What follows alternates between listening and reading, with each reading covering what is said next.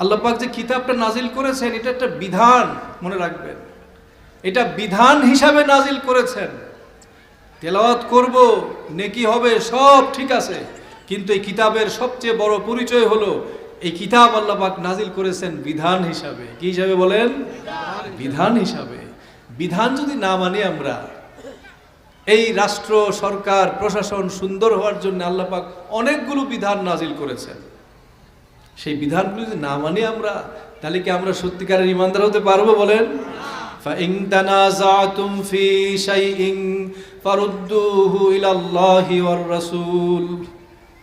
রাষ্ট্র সরকার জনগণ যদি কোনো মতপার্থক্য হয়, আল্লাহ পাক বলেন মতপার্থক্যের বিষয়টা আল্লাহ এবং রসুলের দিকে ফিরায় দাও। ওনারা কি বলে, আল্লাহ এবং তার রসুল কি বলেন সেটা দেখো। ইন কুনতুম তুমিনুনা বিল্লাহি ওয়াল ইয়াউমিল আখির, যদি সত্যিকারের ইমানদার তোমরা হও। যালিকা খায়রু ওয়া আহসানু তা'বিলা, এটাই ভালো, পরিণামের দিক থেকে এটাই উত্তম যদি তোমরা ইমানদার হও।